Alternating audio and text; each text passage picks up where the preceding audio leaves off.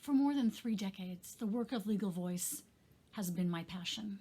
I started as a volunteer, stopping Operation Rescue from blocking access to abortion clinics. After that, I was all in.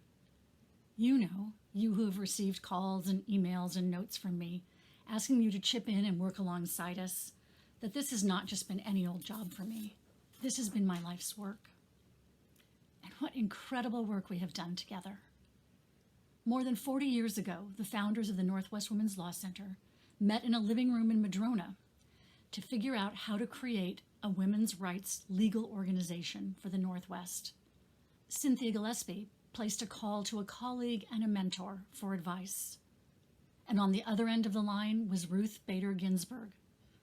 She answered, she shared her wisdom, and from that inspiration, they built a foundation on which today's Legal Voice stands. Our first ever case, Blair versus Washington State University, became a landmark women's rights case for Washington, setting precedent for all public four-year colleges and universities in this state and eventually around the nation to treat women athletes fairly. And it's on the shoulders of track athlete Karen Blair Troianello, her sister students, and their legal team that Lindsay Hecox and her legal team are standing.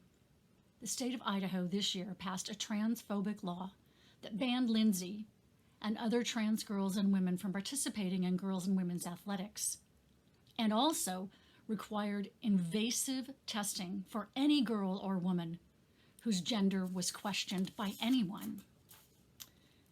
You know, Legal Voice, we don't sit on the sidelines. So we got together with the ACLU of Idaho to represent Lindsay, and I'm proud of attorney Catherine West and our Idaho organizer, Chelsea Gaona Lincoln, for supporting Lindsay in our case and for blazing a trail, fighting for equality in Idaho. I've often told the story of my first case, but I don't often mention that once we prevailed, we decided to ensure that all patients could have access to medical care anytime they sought that care. So I drafted a statute prohibiting interference with provision of medical services at a healthcare facility. Our then lobbyist, founder Judy Turpin, worked with allies and legislators to get it passed. Fast forward almost 30 years, and Legal Voice attorney Kim Clark had recourse to that statute this year. Kim, along with our board president, Vicki Slade, is using that statute to challenge the so-called Church at Planned Parenthood, which holds raucous rallies led by Matt Shea and the Proud Boys right outside patient rooms at the Planned Parenthood in Spokane. Their aim is to disrupt services, and they've succeeded for almost 2 years, but no more, because we went in, we got a preliminary injunction, and the judge ordered them to stop. Talk about full circle. We fought for paid family and medical leave in Washington because we knew, as do most other countries in the world, that being able to keep your job when you experience a health crisis or when a new baby enters your family, you need to have protection.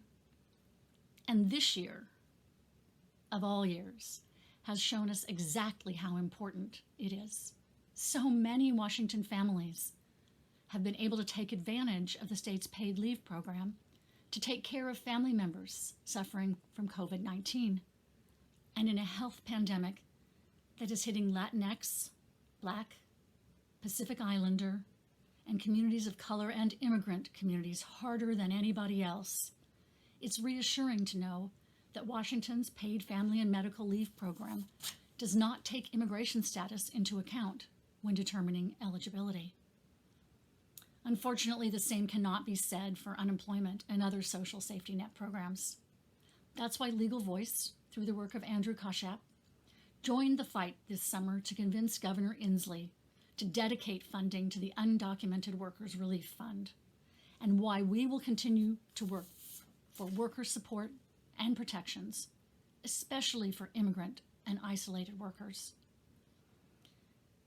Together, we can strengthen unemployment coverage for all Washingtonians, especially our undocumented neighbors, and pass a domestic workers' Bill of Rights. I'm proud of the legacy that Legal Voice is standing on, a legacy I helped build alongside all of you. And I'm prouder still of this organization's future. It's a future rooted in our history, in the women who came before us, in our community, and in our values of racial and gender justice. It's been grand. Here's to the next 40 years for Legal Voice.